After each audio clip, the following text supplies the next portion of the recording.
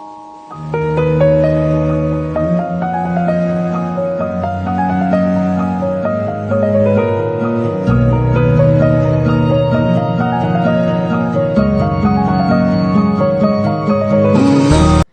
Friends, welcome to my channel. இந்த வீடியோவில் நம்ம என்ன பார்க்க போகிறோன்னா பன்னீர் பட்டர் மசாலா.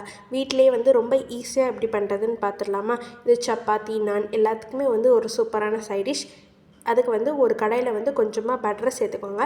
பட்டர் நல்லா உருகுனக்கப்புறம் 2 பெரிய வெங்காயத்தை இந்த மாதிரி ரஃபாக சாப் பண்ணி உள்ளே சேர்த்துக்கோங்க.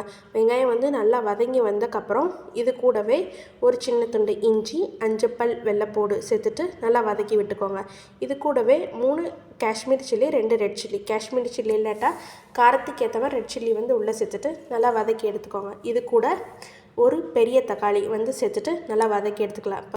இப்போ வெங்காயம், தக்காளி எல்லாமே நல்லா வதங்கி ஆறுனக்கப்புறம் மிக்ஸர் ஜாரில் சேர்த்துட்டு கொஞ்சமாக தண்ணி சேர்த்து ஒரு திக் பேஸ்ட்டாக அரைச்சி எடுத்துக்கோங்க. பாருங்கள், இந்த பக்கத்தில் இருக்கணும்.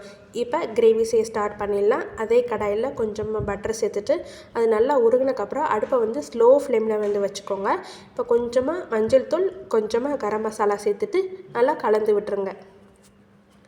நல்லா கலந்தக்கப்புறம் நம்ம அரைச்சி வச்சுருக்கிற வெங்காயம், தக்காளி விழுதை உள்ளே சேர்த்துட்டு மிக்ஸர் ஜாரில் கொஞ்சமாக தண்ணி சேர்த்து அதையும் உள்ளே சேர்த்துடலாம். சேர்த்துட்டு நல்லா கலந்து விட்டுருங்க. இப்போ அடுப்பை மீடியம் ஃப்ளேமில் மாற்றி வச்சுக்கலாம். மாற்றிட்டு கிரேவி நல்லா கொதித்து வரணும்.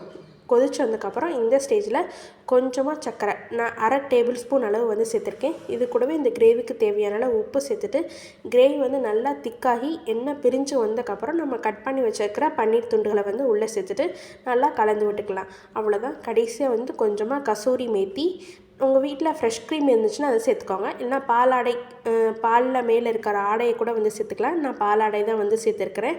சேர்த்துட்டு நல்லா கலந்து விட்டுருங்க. அவ்வளோதான். வீட்டில் இருக்கிற பொருளை வச்சு நம்ம ஈஸியாக பன்னீர் பட்டர் மசாலா சூப்பராக ரெடி பண்ணியாச்சு. இந்த வீடியோ பிடிச்சிச்சுன்னா லைக் பண்ணுங்கள், ஷேர் பண்ணுங்கள், மறக்காமல் சேனலை சப்ஸ்கிரைப் பண்ணிடுங்க. நீங்களும் ட்ரை பண்ணி பார்த்துட்டு எப்படி இருந்துச்சுன்னு கமெண்ட் பண்ணுங்கள். தேங்க்யூ.